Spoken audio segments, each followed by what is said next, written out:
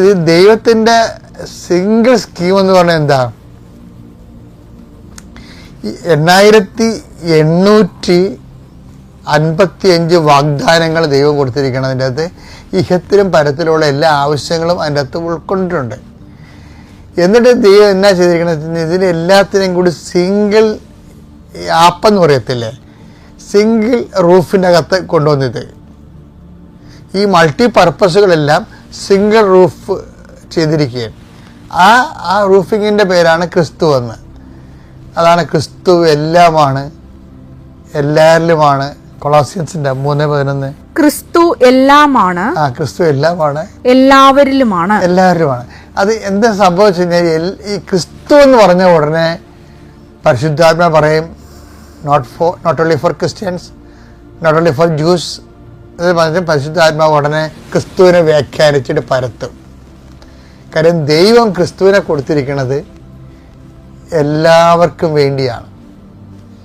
അതുകൊണ്ട് തന്നെ സഭയുടെ വലിയ വലിയ ഉത്തരവാദിത്തമാണ് എല്ലാവരെയും ക്രിസ്തുവിൻ്റെ ഒരു സിംഗിൾ റൂഫിൻ്റെ താഴെ കൊണ്ടുവരിക എന്നുള്ളത്, വിശ്വാസത്തിലേ. അല്ലാതെ അവരെ മതം മാറ്റുകയോ അവരുടെ ജീവിത രീതി അവർ ജീവിച്ചു പോകുന്ന രീതി അവരുടെ പാരമ്പര്യങ്ങൾ മാറ്റുകയോ എന്ന് അത് സെക്കൻഡറിയാണ്. അത് പതുക്കെ സംഭവിച്ച് ക്രിസ്തുവിനെ സ്വീകരിക്കുന്ന അനുസരിച്ച് സംഭവിക്കേണ്ടതാണ്.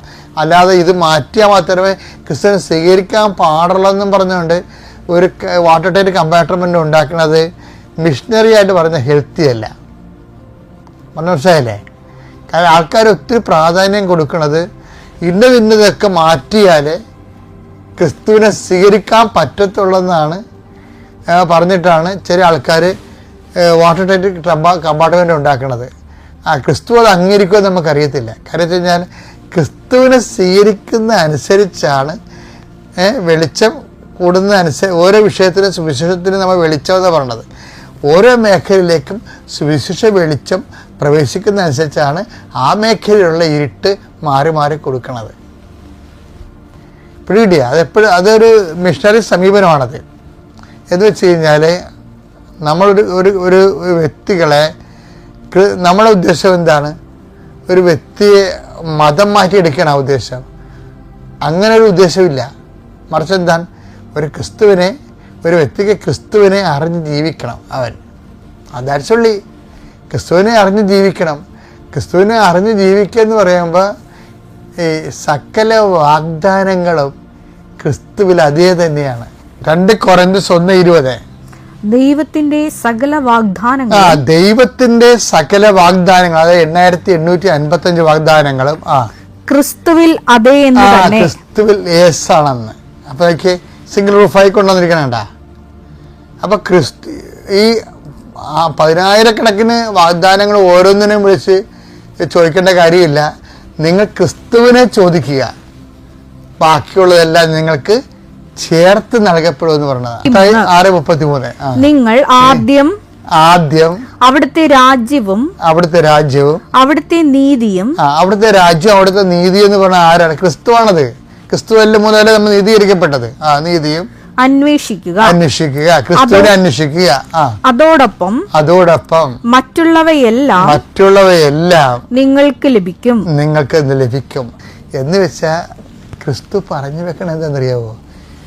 ദൈവരാജ്യത്തിൻ്റെ ആളായ്മയാണ് ക്രിസ്തു. ആ ദൈവരാജ്യത്തിൻ്റെ നീതിയുടെ ആളായ്മയാണ് ക്രിസ്തു. അപ്പോൾ ക്രിസ്തുവിനെ അന്വേഷിക്കാനാണ് ഈ പറയണത്. അപ്പോൾ നമ്മുടെ ജീവിതത്തിൻ്റെ ഓരോ അനുഭവങ്ങളും ക്രിസ്തുവിനെ കണ്ടെത്താൻ വേണ്ടിയുള്ള ശ്രമമായിട്ട്, പ്രായോഗികമായ ശ്രമമായിട്ട് നമ്മൾ കരുതിയാൽ നമുക്കൊരു നഷ്ടവും ഒന്നിനുമില്ല എന്ന് മനസ്സിലാക്കണം. ഒന്നും നഷ്ടപ്പെട്ടിട്ടില്ല. നാം മുന്നോട്ട് പോവുകയാണ്.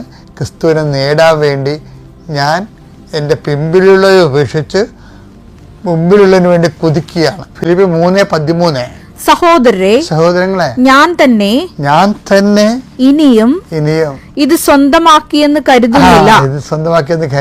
എന്നാൽ ഒരു കാര്യം ഞാൻ ചെയ്യുന്നു, എന്റെ പിന്നിലുള്ളവയെ വിസ്മരിച്ചിട്ട് മുമ്പിലുള്ളവയെ ലക്ഷ്യമാക്കി ഞാൻ മുന്നേറുന്നു. ഞാൻ കുതിക്കുന്നു. മുന്നിലുള്ള എന്താ? ക്രിസ്തുവാണ്. അതിനെ ക്രിസ്തുവിനെ നേടാൻ വേണ്ടി ഞാൻ വേസ്റ്റായിട്ട് കരുതണമെന്ന് പറയുന്നത്. വേസ്റ്റായിട്ട് കരുതുന്ന വിഷയമാണ് പിന്നെ തള്ളിയിട്ട് മുമ്പോട്ട് പോയി ഞാൻ ക്രിസ്തുവിനെ നേടാൻ വേണ്ടി ശ്രമിക്കുന്നത്. അപ്പോൾ ഓരോ അനുഭവങ്ങളിലും അതുവഴി ക്രിസ്തുവിനെ നേടാനുള്ള പഴുത് നോക്കുകയാണ് എപ്പോഴും ബുദ്ധിപരമായ ജീവിത നിലപാട്. Thank you.